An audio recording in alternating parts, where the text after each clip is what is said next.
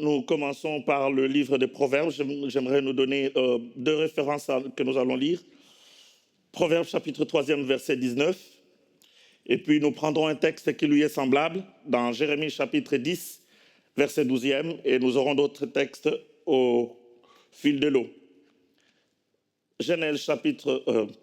Proverbes chapitre 3, verset 19. La Bible nous dit: c'est par la sagesse que l'Éternel a fondé la terre. C'est par l'intelligence qu'il a affermi les cieux. Jérémie chapitre 10, le 12e verset. Il a créé la terre par sa puissance.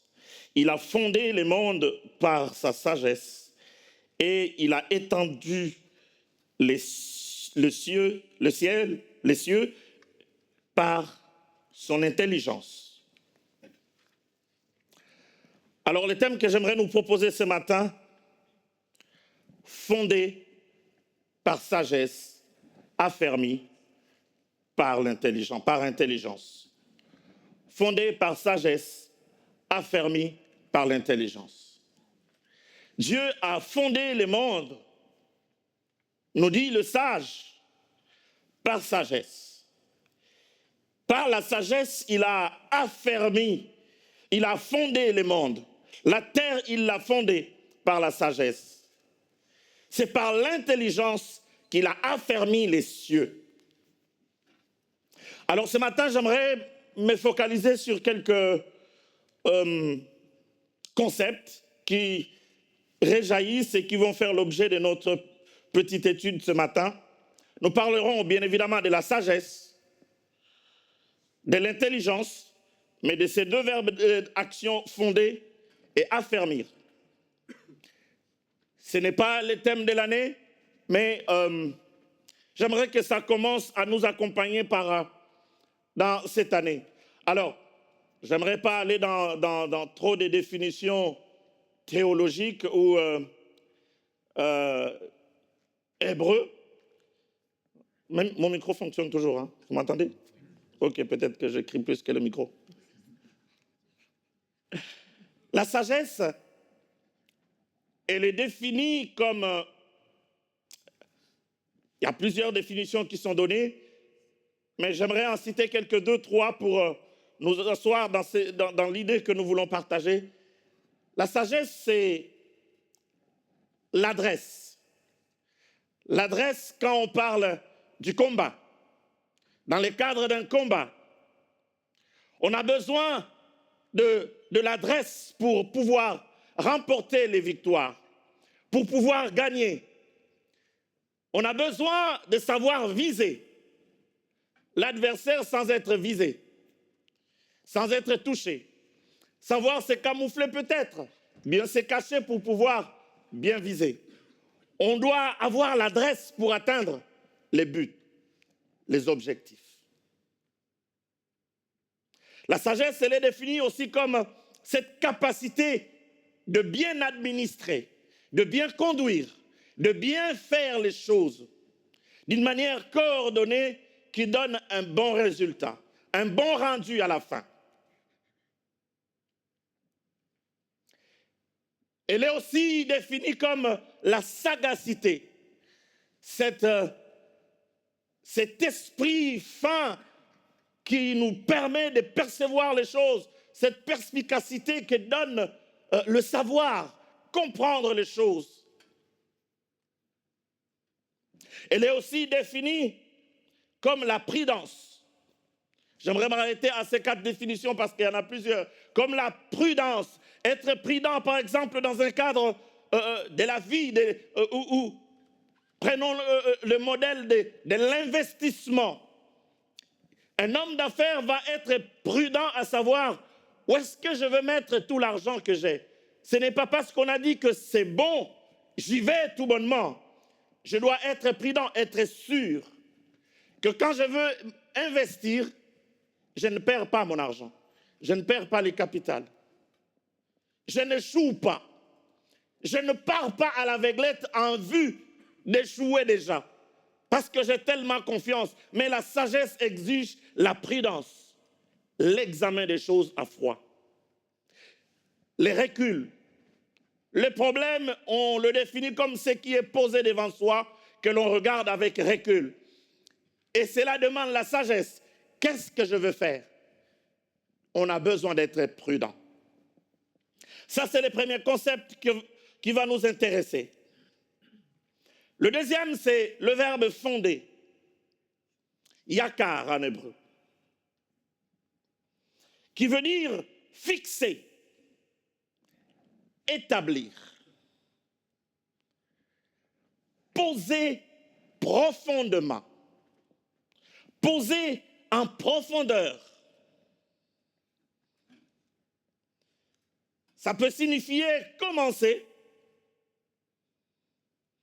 mais commencer quelque chose qui est profondément ancré. C'est les mots sur lesquels je vais revenir très souvent. L'intelligence est le troisième concept qui va nous concerner. L'intelligence, c'est simplement la compréhension, l'action de comprendre. C'est la faculté de comprendre cette perspicacité qu'on peut avoir. C'est la connaissance qu'on développe sur quelque chose. On arrive à maîtriser cela. On acquiert le discernement, la compréhension, la considération de la chose. Plus on est exposé à une chose, plus on comprend et on sait comment ça fonctionne. On acquiert de l'intelligence pour faire fonctionner cela. Et le dernier concept que nous voulons utiliser ce matin, c'est affermir. Le verbe affermir nous rappellera le verbe fonder. Affermir, c'est être stable. Être stable. Être établi.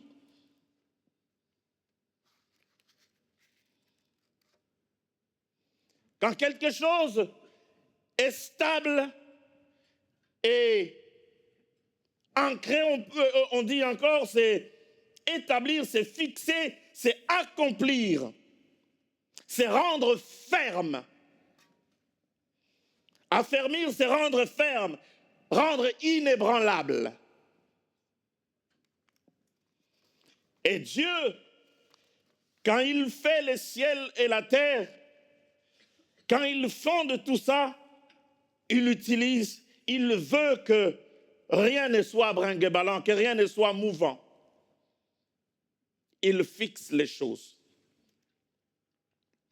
Alors si je reviens dans le premier texte que nous avons lu,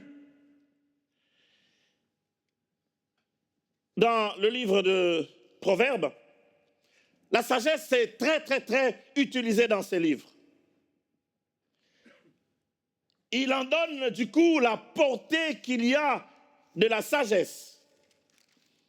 Sur les 31 livres de ces chapitres de ces livres, du chapitre 1er au chapitre 9e, c'est consacré à la sagesse.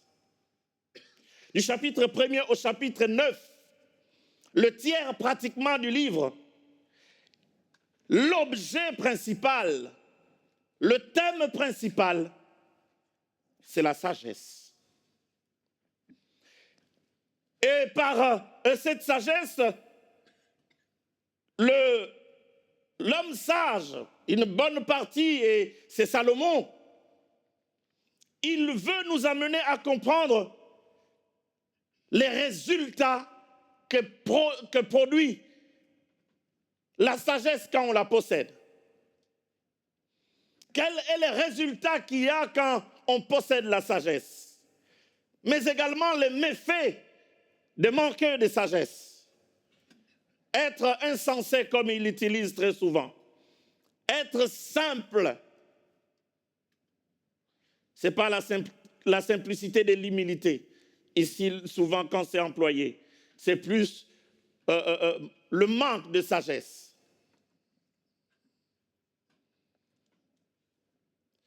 Quelles sont les conséquences qu'il peut y avoir quand on manque de sagesse? Il en parle beaucoup. Pour ceux qui possèdent la sagesse, si nous lisons à partir toujours le chapitre 3e, je me permets de prendre quelques versets, en passant à partir du 13e, en prenant l'exemple, il dit « Heureux l'homme qui trouve la sagesse et l'homme qui possède l'intelligence, car le gain qu'elle procure est favorable à celui de l'argent, et les profits qu'on tire vaut mieux que de l'or. Elle est plus précieuse que de perles. Elle a plus de valeur que tous les objets de paix, des prix. Plus précieuse que tous les objets des prix. À sa droite est la longue vie, et à sa gauche, la richesse et la gloire. Ses voies sont des voies agréables, et tous ses sentiers sont paisibles. Elle est un arbre de vie pour ceux qui la saisissent, et ceux qui la possèdent sont heureux.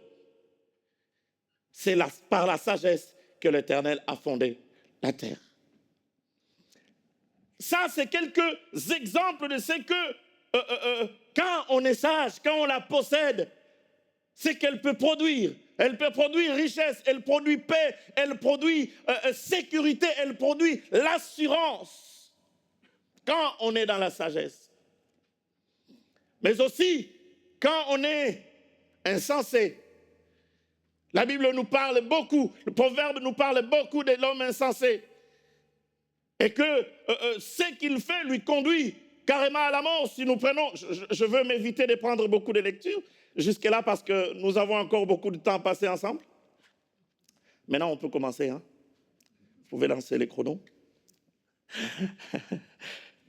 Par exemple, le chapitre 1er, verset 32-33. Car la résistance du stupide, celui qui manque la sagesse, les tue. Et la sécurité de l'insensé le perd. Quand l'insensé pense que être têtu, être stupide, ça les protège, non. Ça l'amène à la mort. La stupidité, être insensé, manquer de sagesse, c'est ouvrir à moitié sa propre tombe. C'est creuser sa tombe avec sa propre stupidité. La sécurité que pense avoir l'insensé, c'est sa perte. Mais aussi, le sage nous montre que être stupide, ça arrive, être insensé, ça peut arriver, mais il y a aussi la capacité d'acquérir de la sagesse. Il y a aussi le moyen de devenir sage. Le chapitre 4, versets 5 à 7 nous dit ceci. À qui est la sagesse? À qui est la sagesse? À qui est l'intelligence? N'oublie pas les paroles de ma bouche et ne t'en détourne pas. Ne l'abandonne pas, car elle te gardera. Aime-la et elle te protégera. Voici les commencements de la sagesse. À qui est la sagesse?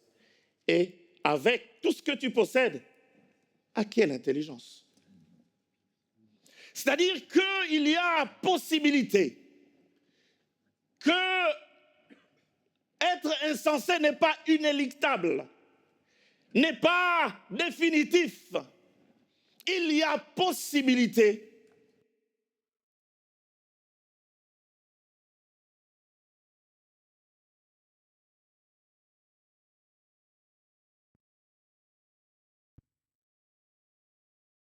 à qui est la sagesse. Ce verset nous montre que la sagesse a de l'importance puisque ça procède à la vie. Si je tourne autour, je n'aurai pas beaucoup de temps, mais l'importance de la sagesse, Dieu nous la démontre déjà parce que c'est C'est avec elle qu'elle va fonder la terre. Le chapitre 8e nous parle de la sagesse qui est en train de parler. Le chapitre 8 des Proverbes nous montre comment la sagesse est en train de parler à partir du verset 22e jusqu'au 31e verset. C'est comparable au prologue de Jean, chapitre 1er, cette introduction de Jean qui nous parle de au commencement, Dieu, au commencement, Dieu créa les cieux et la terre. La terre était, je parle de Genèse là, au commencement, qu'est-ce que Jean nous dit? Allez-y avec moi. Au commencement était la parole. Et la parole était avec Dieu et la parole était Dieu. Elle était au commencement avec Dieu et toute chose a été faite par elle. Et rien de ce qui a été fait n'a été fait sans elle. Et le chapitre 8e de Proverbes nous montre la même chose, où la sagesse se dit, au commencement, j'étais avec Dieu, car rien n'a existé, car rien n'existait. L'abîme, quand ça n'existait pas, quand les sources ont été fondées, quand ça commençait à jaillir, moi, sagesse, j'étais auprès de Dieu. Voyez l'importance qu'il y a à la sagesse.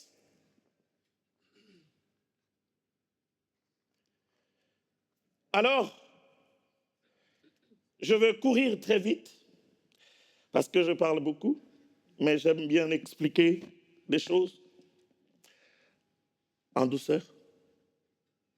Si c'est une douceur. Hein. Colossiens nous confirme que tout ce qui a été créé par lui, pour lui, les invisibles et les visibles. C'est lui qui était au commencement, Jésus. Mais le thème que je partage avec nous, c'est fondé par la sagesse, affermi par l'intelligence. Frères, sœurs,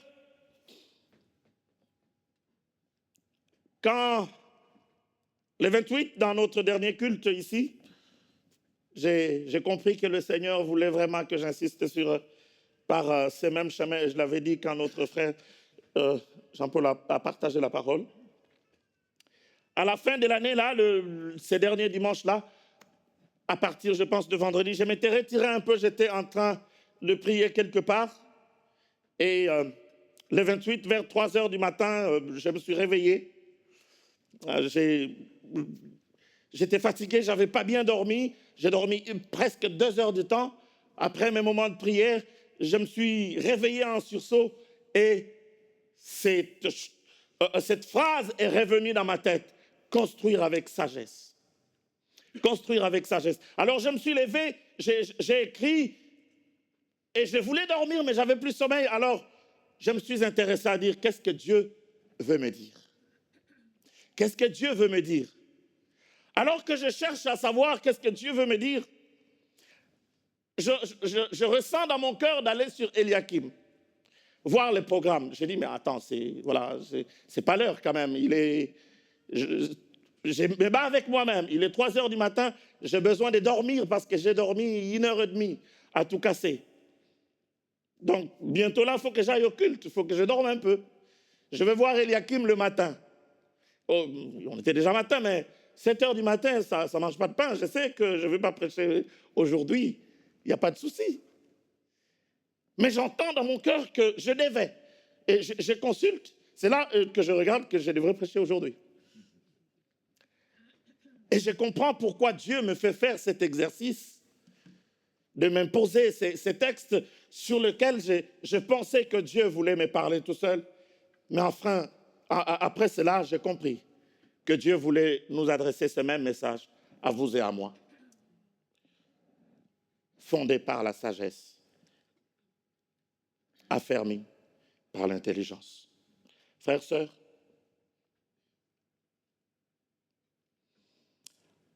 à l'orée de cette année 2026, dans cette nouvelle année, j'ai compris clairement ce que le Seigneur voulait me dire. Le Seigneur voulait que je comprenne que durant cette année, il a besoin, il veut, il se décide par sa toute-puissance et dans toutes les sphères de la vie, que ce soit dans notre vie chrétienne, sociale, physique, émotionnelle, Dieu veut agir avec puissance pour pouvoir, par la sagesse, fonder ce qu'il y a à fonder et affermir ce qu'il y a à affermir. Dieu veut nous amener quelque part dans notre vie de tous les jours, dans notre vie sociale, au niveau de notre travail, mais il veut que les choses ne se fassent pas selon nous-mêmes, mais il veut que ce soit basé par la sagesse et par l'intelligence. Non pas d'une manière routinière, non pas d'une manière mécanique, mais d'une manière qui impose la sagesse et la réflexion. Si dans notre vie, c'est ce que Dieu, je pense qu'il veut, au-delà de tout ce qu'il va rajouter sur notre vie, notre enseignement de toute cette année. Et cela vaut mieux pour l'Église, cela est pour toi personnellement, mais ça vaut aussi pour l'Église en tant que corps. Ça vaut aussi pour l'Église en tant que corps. Cela n'est pas simplement valable pour ta vie chrétienne, sociale, physique, que tu sois en bonne santé, mais que tu construis cette santé avec sagesse et intelligence. Le chocolat, c'est bien. Mais les manger à 3 heures du matin quand tu as petite faim, ce n'est pas bâtir sa santé avec sagesse. C'est bon. Il faut les faire avec sagesse. Et c'est que Dieu veut que nous puissions comprendre qu'il nous faut fonder les choses, bâtir les choses. Il faut que les choses soient solidement fixées, tant dans notre vie sociale, dans notre vie spirituelle, dans notre vie émotionnelle, dans nos couples. Dieu attend que les choses soient affermies, construites, que ce soit mis dans une bonne position, dans une stabilité. Oui, frères et sœurs, tu peux construire, tu peux fonder des choses, tu peux affermir l'intimité avec Dieu en cette année. Ce que Dieu attend, c'est que ton intimité avec lui soit réellement enracinée, réellement fondée, réellement fixée, solidement ancrée. Que ton intimité avec lui soit stable.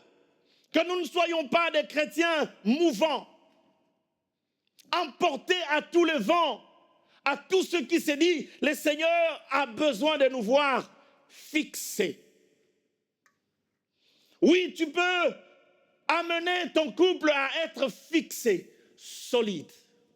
Tu peux amener tes études dans une dimension, fixer ton travail, je ne sais que qui te concerne, ton business, ta famille, tes enfants, je disais même ta santé.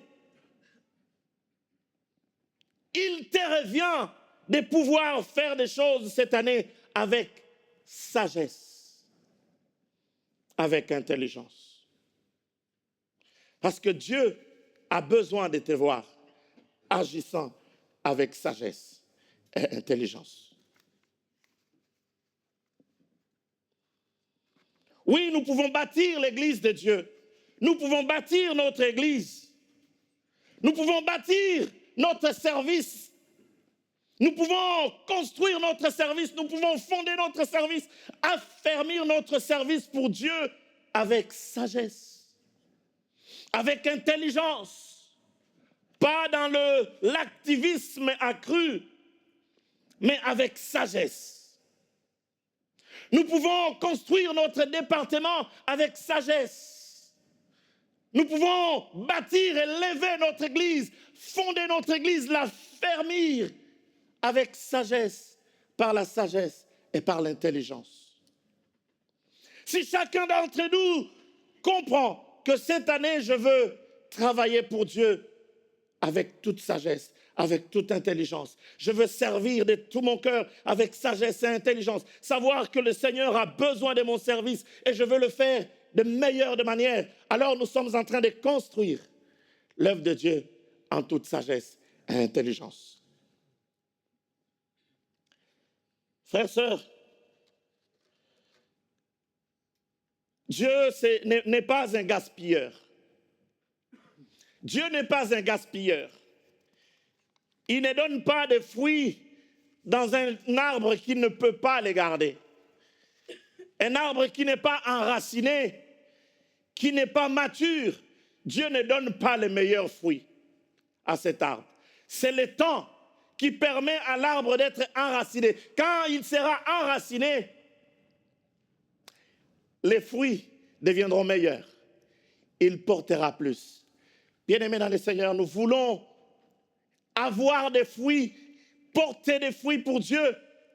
C'est que Dieu veut que nous soyons fondés, que nous soyons enracinés, que nous soyons stables, dans notre foi, stable, dans notre façon de prier, stable, dans notre façon de chercher Dieu, solidement ancré, solidement fixé. Voilà ce que Dieu attend de toi et de moi dans cette année. Nous voulons porter des fruits, alors soyons fixés, car Dieu ne gaspille pas. Dieu n'est pas un gaspilleur.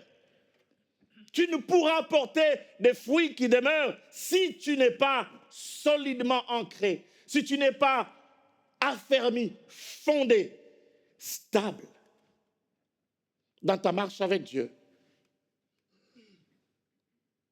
Dans ta consécration, tu n'es pas stable, tu es mouvant, tes émotions vont à gauche, à droite. Tu n'es pas stable dans les choses de Dieu, tu ne peux porter des fruits. Dieu n'est pas un gaspilleur. Il nous faut donc de la sagesse et d'intelligence pour être fondés et être affermis. Vous savez, j'ai pris ce texte de Jérémie, chapitre 10e. Si tu peux nous le mettre, frère, s'il te plaît. Jérémie dit une chose, c'est que Dieu, par sa puissance, il a créé la terre par sa puissance. Remarquez, Dieu a créé la terre ici par sa puissance. Il l'a fondée par sa sagesse. Il a étendu les cieux par son intelligence. Dieu, malgré sa toute puissance, malgré son infinie puissance, le El Shaddai, le El Elyon, n'a pas tout fait, tout simplement par sa puissance. Il a eu besoin de toute sa sagesse pour que la terre soit solidement fixée, alors qu'il est tout puissant. Mais il a voulu accompagner sa puissance à la sagesse. Et couplé encore à l'intelligence pour étendre les cieux afin de placer les luminaires, les étoiles et tout ce qu'il a placé. Il a fallu de l'intelligence pour savoir comment les positionner, comment le rendre solide, comment faire que ça demeure. Les choses ne se feront pas simplement par puissance. L'Église ne grandit pas par puissance, mais elle a besoin de la sagesse, elle a besoin de l'intelligence pour être fondée, affermie et se déployer. Et nous sommes l'Église. Nous sommes l'Église.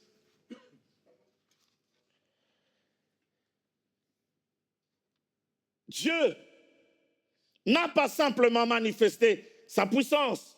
Il n'a pas tout simplement déployé sa puissance pour établir les choses, fonder ça. Non, non, non. J'ai besoin de la sagesse. Il a eu besoin de la sagesse pour fixer les choses. Alors tu veux vivre le meilleur de Dieu pour cette année? Alors fonde tout par sagesse. Fixe tout, établis, ancre par la sagesse. Proverbe chapitre 24, versets 3 à 4. Chapitre 24, versets 3 à 4 nous dit, c'est un verset que nous connaissons certainement, chapitre 24, versets 3 à 4. La Bible nous dit, car c'est par sagesse, par la sagesse qu'une maison s'élève. C'est par l'intelligence qu'elle s'affermit. C'est par la science que les chambres se remplissent de tout le bien précieux et agréable. Tu veux être affermi, tu veux vivre le meilleur de Dieu, c'est par la sagesse qu'une maison s'élève. C'est par la sagesse. Nous avons besoin d'être sages dans cette année. Comprendre comment agir. Alors, vu mon temps, je veux conclure presque par là. En disant, frères, sœurs, il est possible de construire notre vie chrétienne, notre vie sociale. Mais il est bien de la construire par la sagesse et l'intelligence. Oui, la sagesse et l'intelligence. Alors ce matin, j'aimerais dire, quels que soient les dégâts qui ont été commis avant, ou notre façon d'être, il est possible d'acquérir de la sagesse et d'agir en cette année avec sagesse. Il est possible de marcher avec Dieu avec sagesse, afin que nous puissions porter du fruit, afin que cette maison se remplisse et s'élève, et qu'elle soit affermie. Cette maison de Dieu s'élève et s'affermisse. Il faut de la sagesse, il faut de l'intelligence. La maison de Dieu que tu es, pour qu'elle s'élève, qu'elle s'affermisse, il faut de la sagesse. Il faut de la sagesse. Dieu nous donne certainement ce temps et cette année comme encore une offrande pour pouvoir nous amener à nous établir sur la sagesse.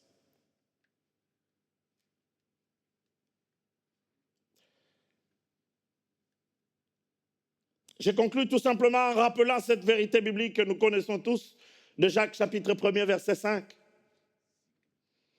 Quand on peut se dire, comment puis-je devenir sage? Comment acquérir la sagesse? J'aimerais dire qu'il n'est pas trop tard pour acquérir la sagesse, pour agir en toute sagesse, quel que soit le niveau de notre sagesse. Et le sage dit, ne te considère pas trop sage à tes propres yeux.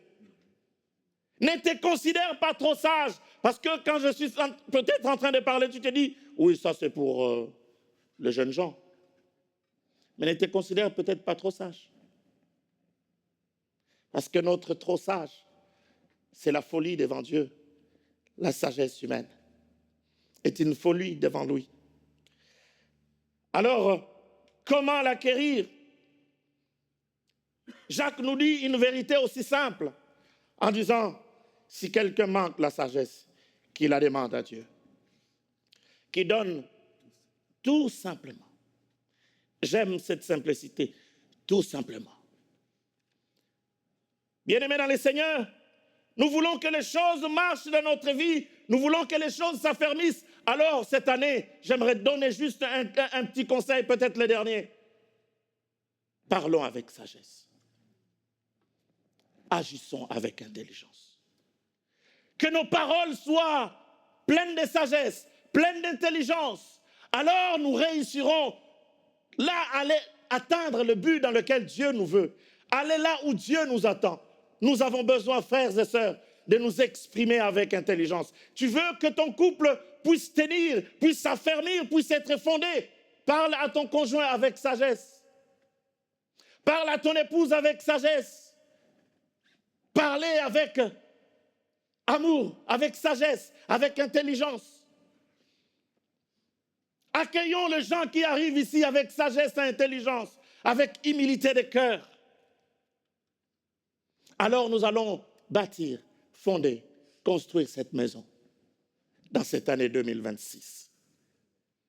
Et ça, nous pouvons l'acquérir nous pouvons le demander tout simplement à Dieu qui donne sans réponse.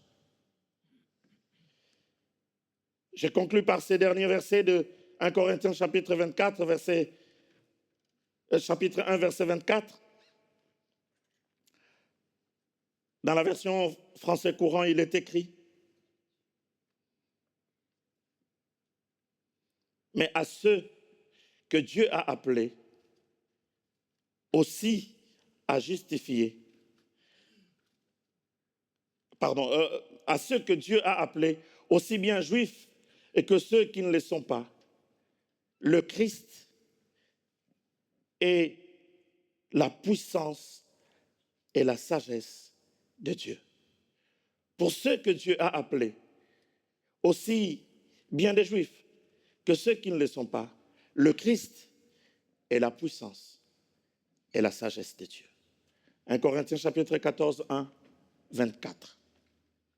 Christ est la puissance qui nous amène à créer, mais la sagesse également qui nous permet de fonder et d'affermir.